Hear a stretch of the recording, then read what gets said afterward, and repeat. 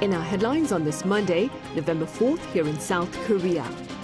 Come Tuesday, that is November 5th, millions of American voters will indirectly pick their new president, as well as lawmakers for the Congress, where all 435 seats in the House and 34 seats in the Senate are up for grabs.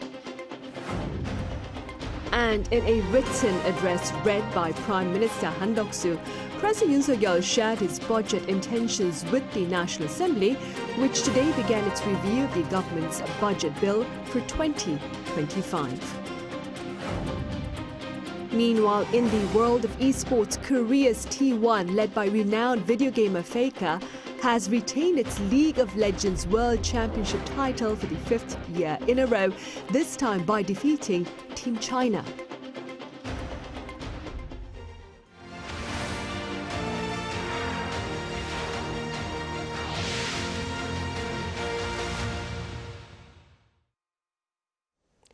We are now counting down one day to the U.S. election when millions of Americans will head to polling stations to indirectly vote for their new president. Our An Sung-jin tells us what this means. Democrat candidate Kamala Harris and Republican candidate Donald Trump are pushing their final messages to voters. The race for the White House is neck and neck.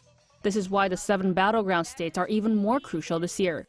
Looking at the election polling average as of November 3rd, Trump is ahead in 5 swing states, including Pennsylvania, while Harris is winning in Michigan and Wisconsin.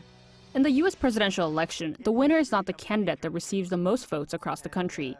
Instead, each state is worth the number of votes in the Electoral College, with that number varying based on population. There are a total of 538 Electoral College votes up for grabs, so candidates need to reach 270 to win.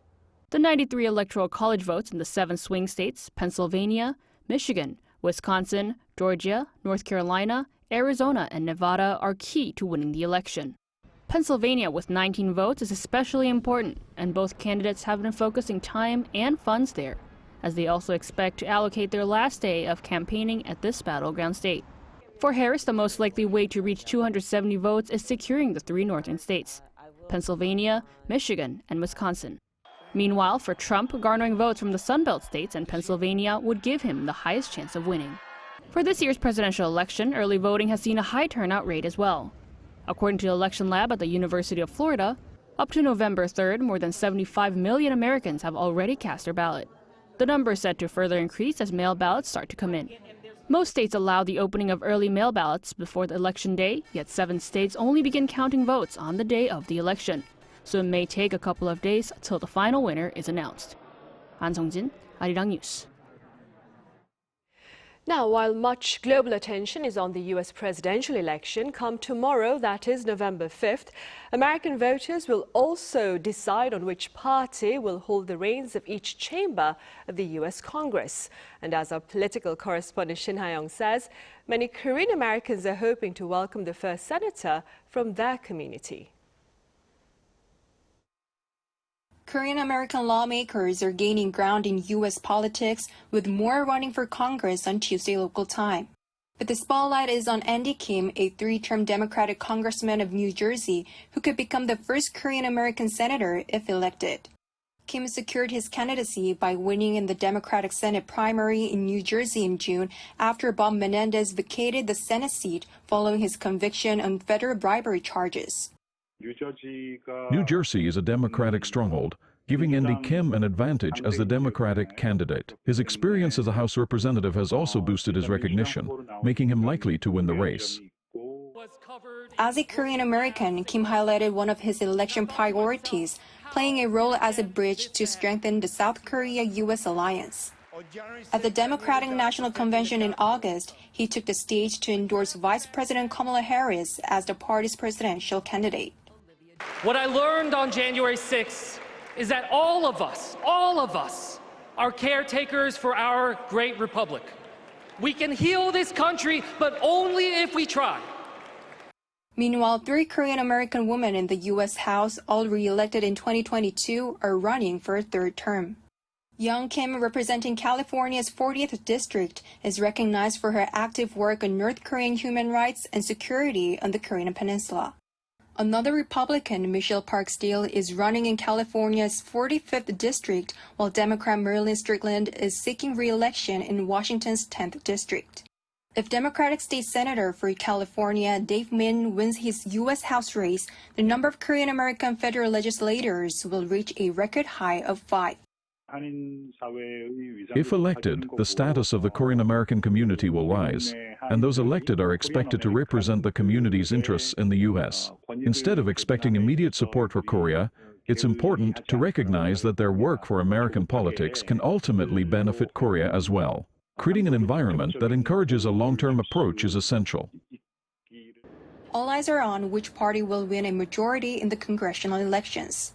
The Democrats currently hold a majority in the Senate, while the Republicans have the majority in the House.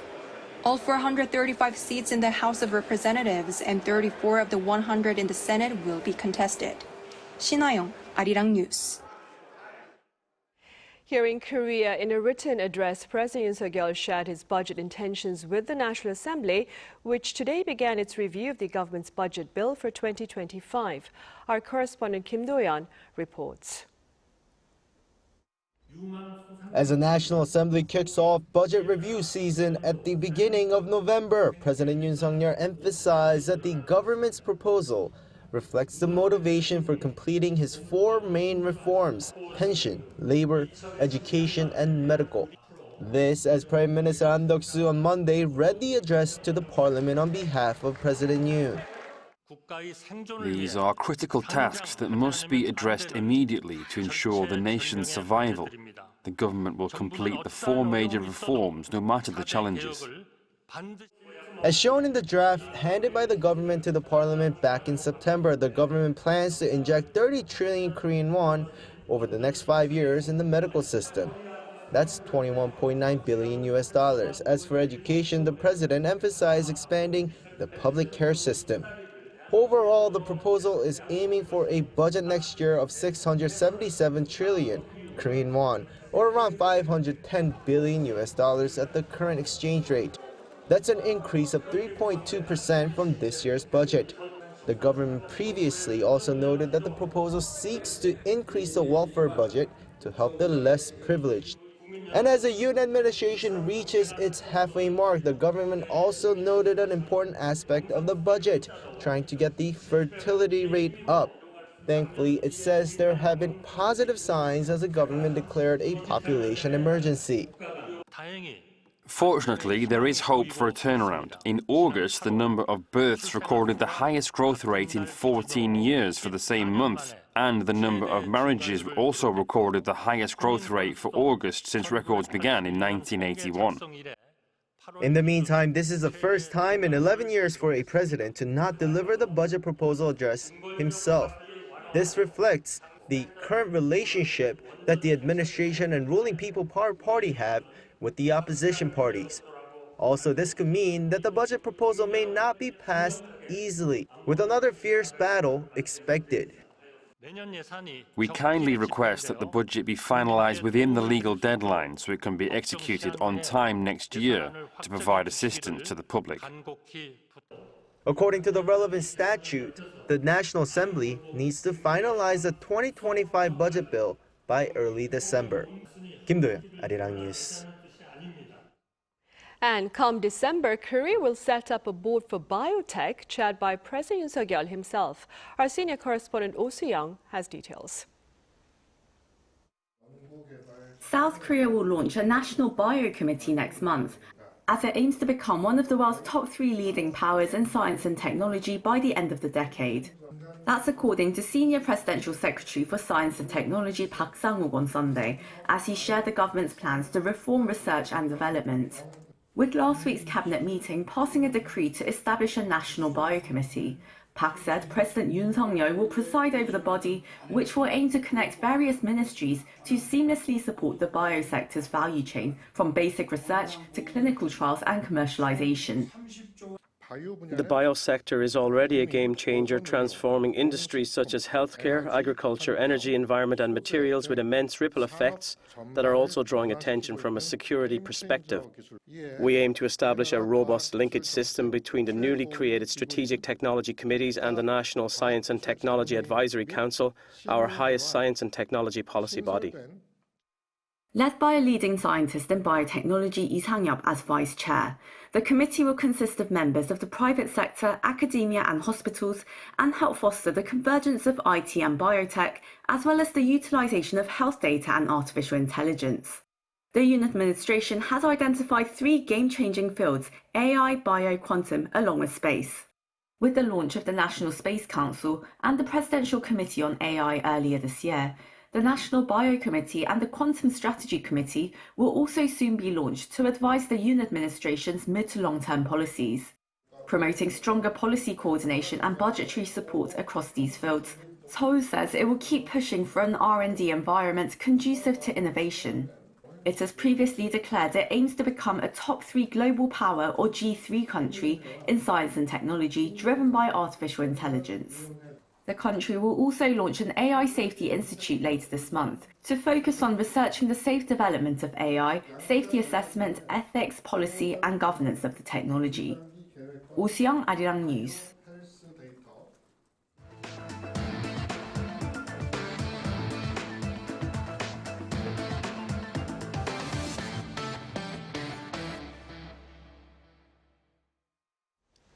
In the world of esports, Korea's T1, led by renowned gamer Faker, has retained its League of Legends World Championship title. Our Lee Seung-jae has the highlights. At the League of Legends World Championship final in London's O2 Arena on Saturday, South Korea's T1 captured its 5th title, cementing its status as the best team in the game's history. However, the ultimate decider wasn't as easy as T1's route to the final. China's Bilibili Gaming, or BLG, won the first game before T1 leveled it with a second map victory. BLG won Game 3, putting them a win away from capturing the title, but T1 ended up coming from behind to take the next 2 games to clinch the title 3-2. The victory also meant a 5th title for T1 in 7 trips to the finals. And for League of Legends superstar Faker, whose real name is Lee Sang-yup, it also solidified his status as the greatest to ever play the game, having played a part in all 5 titles. He was also named the finals MVP. But Faker is far from done, as he vowed to come back next year to add even more silverware to his glittering career. Along with bragging rights from winning an unprecedented 5th championship title, the team also takes home $445,000 in prize money. Lee Seung-jae, Arirang News. In other news, an area named Blue Whale in the East Sea is likely to be the site of Korea's first exploratory drilling for potential gas and oil reserves. Our Choi Soo-young has details. The first drilling area for developing a deep-sea gas field in South Korea's East Sea is close to being confirmed.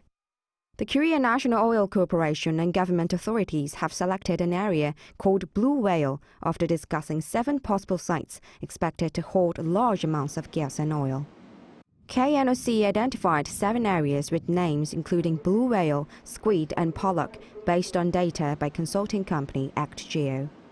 The Blue Whale site, located about 50 kilometers east of Pohang City in southeast of the country, is expected to have the largest reserves. The Blue Whale project is awaiting final approval from the Minister of Trade, Industry and Energy later this month. An offshore drilling contractor, Seadrill, is sending its drill ship, the West Capella, to the country in November. The ship will arrive in Busan on December 10th, and drilling is scheduled to begin in mid-December. KNOC plans to drill more than 1 kilometer below the ocean surface to collect rock samples to check for oil and gas.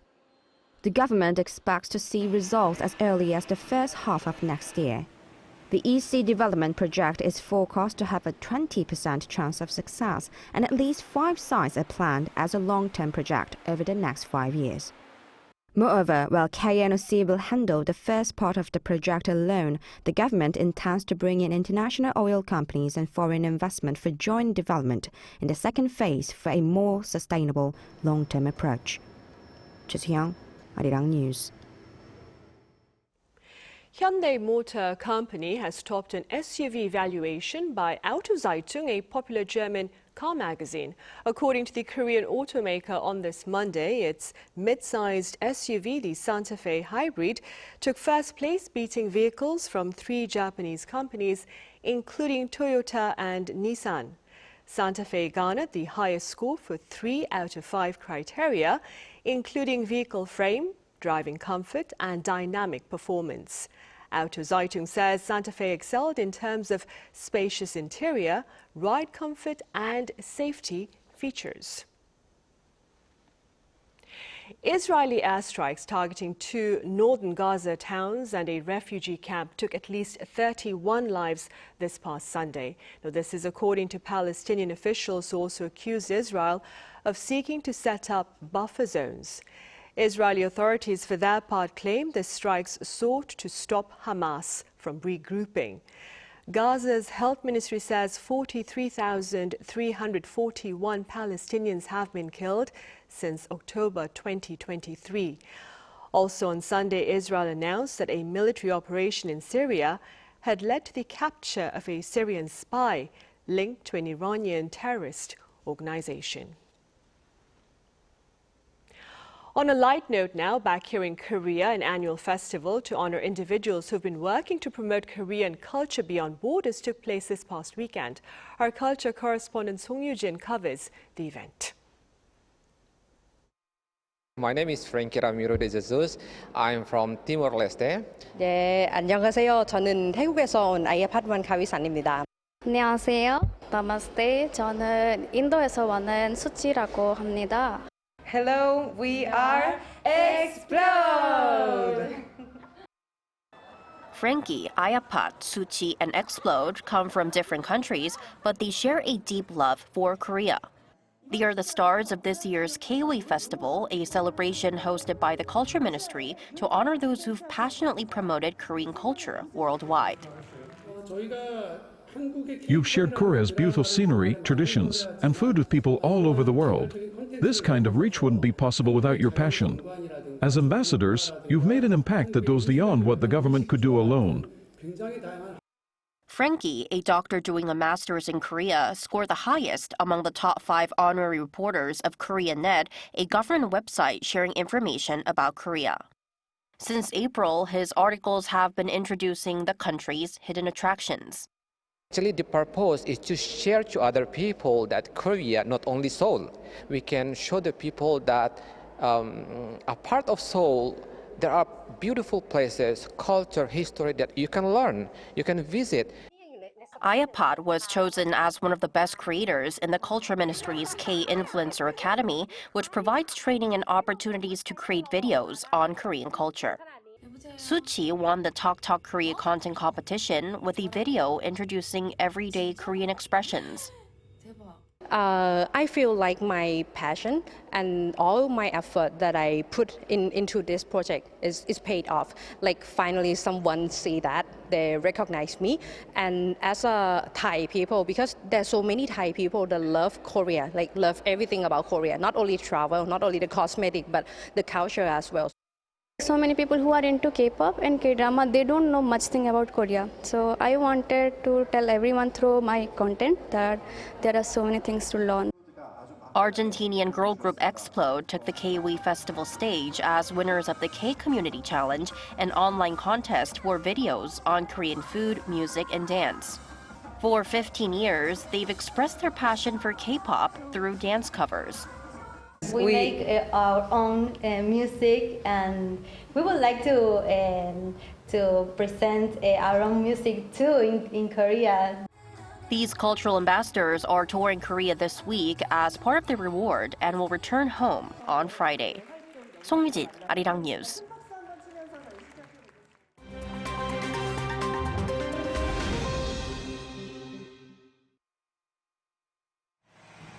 This is The World Now, bringing you the latest stories from around the globe. Eastern Spain's floods, which began with torrential rains almost a week ago, have become Europe's worst flooding disaster since 1967, as Spanish authorities confirmed 217 deaths from the disaster up to Sunday. Amid ongoing rescue and recovery operations, Spain's King and Queen were in Valencia on Sunday, where residents vented anger for the lack of alerts and late response from public services when the floods first hit. Hundreds of protesters threw mud and other objects at King Felipe and Queen Letizia as they faced the public during a visit to Paiporta, one of the worst affected towns in Valencia. Residents shouted "shame" and "murderer" directly at the royal couple and Prime Minister Pedro Sanchez, saying that the leaders do nothing, while another said, "They left us to die, we've lost everything." On Saturday, Prime Minister Sanchez deployed 10,000 additional soldiers, civil guards and police officers to the area, while acknowledging that severe problems and shortages meant the measures were not enough. Spain's weather agency issued its highest level of warning on Sunday again, as intense storms were forecast in parts of southern Valencia, with 90 millimeters of rain expected. The UK's Conservative Party has elected Kemi Badenoch as its new leader on Saturday, making her the first black woman to head a major British political party. 44-year-old Badenoch won 57% of party members' votes in the final round, beating former Immigration Minister Robert Jenrick. Badenoch has been a Conservative Member of Parliament since 2017 and has held several cabinet roles, including Trade Minister. She now takes over from former Prime Minister Rishi Sunak and faces the challenge of bringing back the Tories, who suffered a huge defeat in July's general election, where they lost over 200 seats. Badenoch is known as a hardliner with anti-woke values and said that the election was lost because the Conservatives talked right but governed left, promising that her party will get back on track and stop acting like Labour. High levels of air pollution in India and Pakistan are forcing authorities to take emergency measures, with penalties issued in India and school closures in Pakistan. Pakistan's second-largest city, Lahore, recorded its highest ever air pollution reading at 1,900 AQI near its border with India on Sunday, according to data from local government and Swiss's IQ Air. On the same day, officials in Pakistan's Punjab province announced measures including one-week-long closure of primary schools and making 50% of office employees work from home. Delhi in India has been shrouded in thick toxic smog as well, with additional pollution from firecrackers and lights during recent Diwali celebrations. A report by the Energy Policy Institute at the University of Chicago says toxic air can shorten the lives of Delhi residents by 8.5 years. The Los Angeles Dodgers baseball team celebrated its World Series victory with a parade in downtown LA on Friday. Following the Dodgers' 4-1 win over the New York Yankees, the baseball team secured its 8th title on Thursday in a public parade which had been denied when they last won the title in 2020 during the COVID-19 pandemic.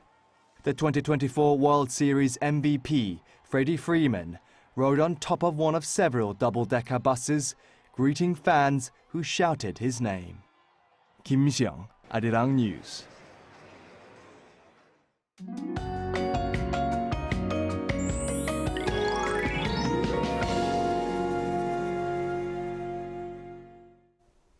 The autumn sun shined with clear skies today, but the air has definitely cooled. In particular, cold winds are strong, so it feels colder than the actual temperatures. This week, temperatures will gradually drop and the early winter cold will come, so make sure to take good care of your health.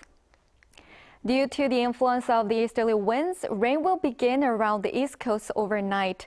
Tomorrow afternoon, it will rain in inland areas of Gangwon-do Province, inland areas of northern Gyeongsang-buk-do Province, and Ulsan. The amount of rain will be as much as 5 to 20 millimeters. In the mountainous areas of Gangwon-do Province, where temperatures are low, there is the possibility that rain will turn into snow.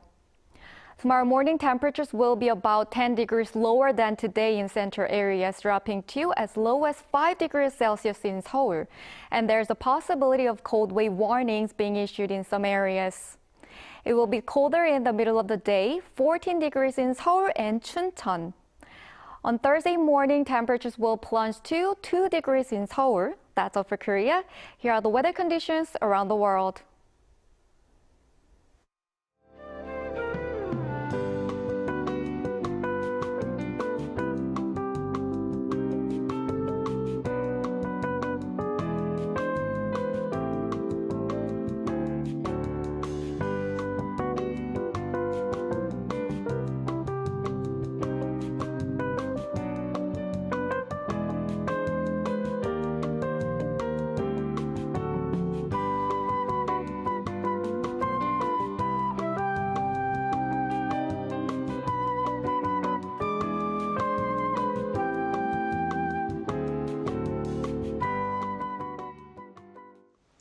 Those are the headlines at this hour here in South Korea. Coming up next is our daily panel session, and today we address the alarming acts of aggression by North Korea amid political uncertainty in neighboring Japan.